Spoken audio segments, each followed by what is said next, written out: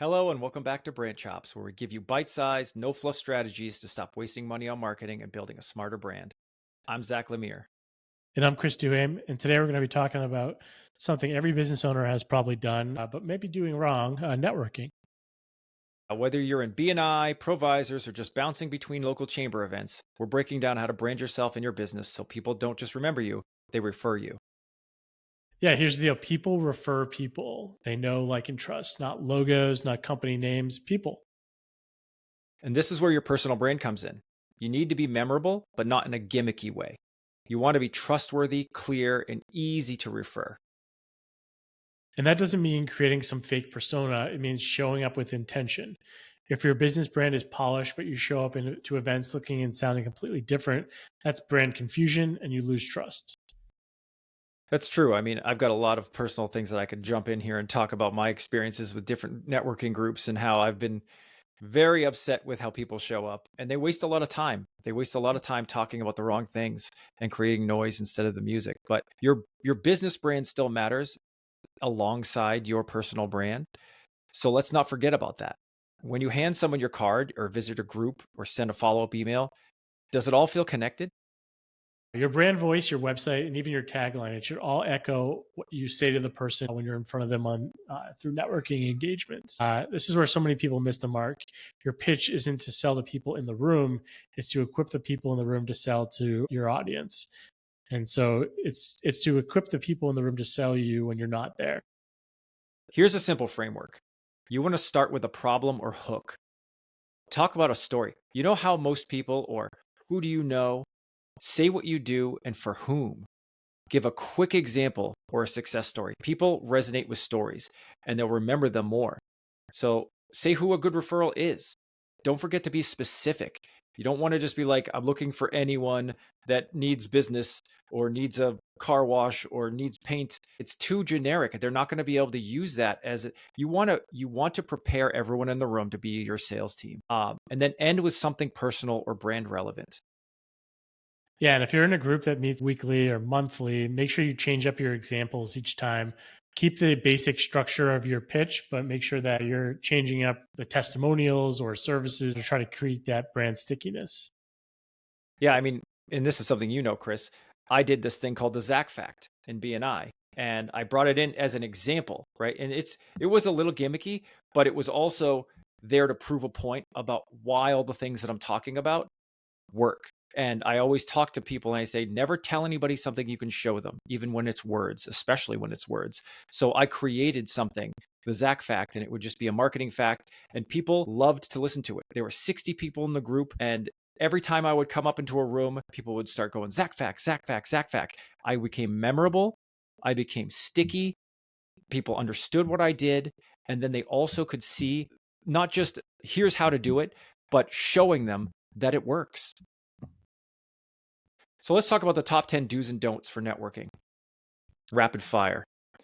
Top 10 do's for brand aligned networking best practices. Lead with your personal why, but don't make your why something like, it's my family. Obviously, you're doing things for your family and to take care of people that you care about. But be more specific in your why as to why does your brand exist? Why does the service you're creating or the product you're creating exist? People connect to purpose, not just services. So start with what drives you or the problem you care most about solving. I started my business because I saw how overwhelmed business owners were trying to market themselves without a plan, for example. That's more memorable than just your job title. So the next one is use clear, repeatable language. That's what that Zach Fact thing was about. It was something that people could anchor to and they could look forward to, and it was entertaining, so people were listening to it. After 60 people get up and start talking 60 to 30, 90 seconds, you've fatigued everyone in the room and they're not even listening to anything. You've got to be different enough to get their attention, wake them up, and have them remember you. So use clear, repeatable language.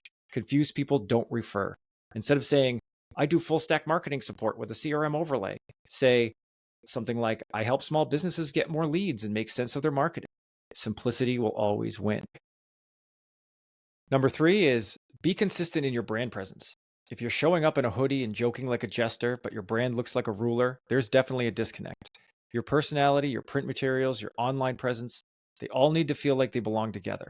And if you want more information about your ideal client profile or how archetypes like the jester or the creative or the ruler work with these kind of things in your marketing, we have tons and tons of episodes that go through each one very quickly and easily for you.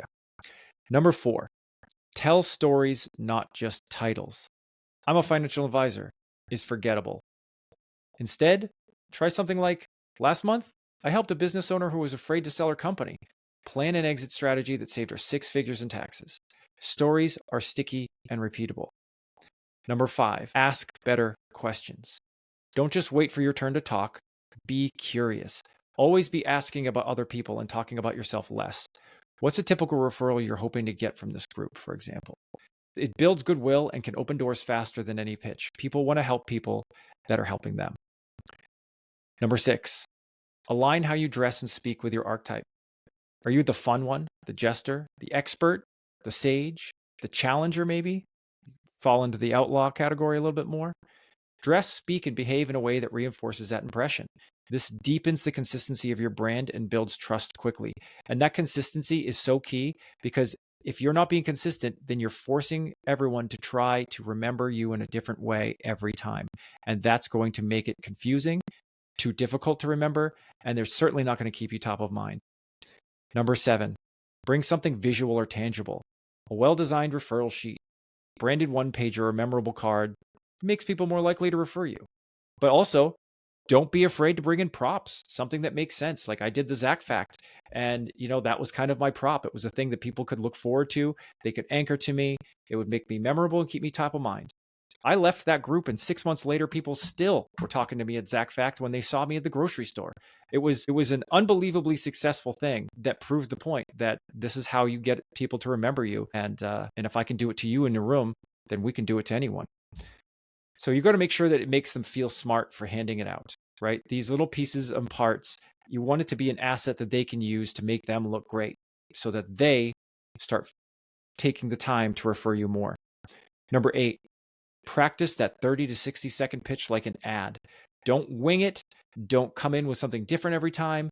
And honestly, try to make it as short as possible. There's some networking groups out there that want to push you to have extra time and talk more and talk more. Don't do that. Make sure that you've got this as tight, as clear, as succinct, and direct as possible. Easy to remember. You don't need to be robotic, but you do need to be ready. So practice it until it sounds natural, but is always on brand. Vary your examples, not just your structure. Number 9, follow up in your brand voice.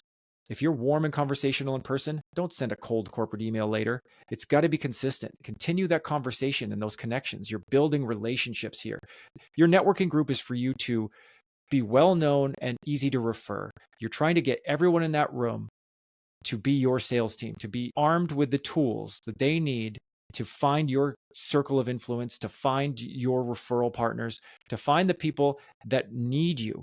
What are they complaining about? What are they bragging about? What are they planning? These are things that they tell you to focus on and keep top of mind and listen for. And you've got to stay consistent. If you're playful in person, be playful in your LinkedIn and email as well. Just make sure that it's consistent and make sure that it's professional. This is the last one. Use social media to stay top of mind. Post takeaways from your events, tag people you meet, be seen in the circles you're networking in. Anytime you're in a one-on-one group with somebody, directly contact with them and connect with them on LinkedIn. Stay connected. LinkedIn is especially powerful for this. Your posts become an extension of your in-person presence. Yeah, and now I want to go over a little bit of the don'ts, the brand killers in networking. First, don't treat your elevator pitch like a resume. No one hires you for your credentials. They hire you for how you solve problems. Skip the laundry list of degrees or awards. Make it clear who you help and how. People tend to cut you off when you talk too much about yourself. So just make sure that you're engaging and asking them questions as opposed to just listing off all the great stuff that you do. Don't blend in with the crowd. Hi, I'm another generic real estate agent isn't going to cut it. Instead, define your niche. I help first-time home buyers avoid getting overwhelmed and over-budgeted. Don't make it all about you. Great brands invite others into the story. If your intro is 100% about you, I do this or I do that, people tend to tune it out. Try asking questions. Have you ever met someone who? Keep it relevant, keep it interactive. It's the same thing we talk about when somebody's talking so much about themselves that you sort of glaze over and you don't hear anything they're saying. So their message gets lost. Don't assume your logo speaks for itself. A pretty logo won't explain your value. What's more important is the message you attach to it. If people see your business card later, they will remember what you do. So just make sure that this all comes back to your brand is more than just your logo. So it's how you present yourself, how you speak, what your overall appearance is. All those things matter for your brand. So your logo doesn't necessarily have to tell exactly what you do. It just needs to give you a little bit of something unique and tangible that somebody can attach you to.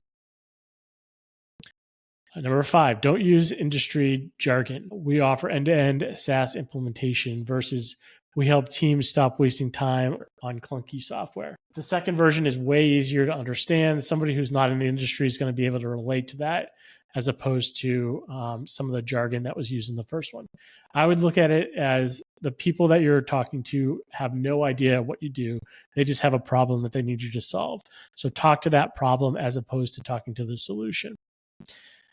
Number 6, don't throw around business cards like confetti. If there's no connection or context, your card just ends up in the trash. So basically, if you're going to a networking event and you're not actually making a connection with somebody, instead of putting a bunch of random business cards on the table, that's not always going to be the best way to work through it. Instead, try to make a personal connection and hand them your card right then and there, as opposed to having it just go around the room.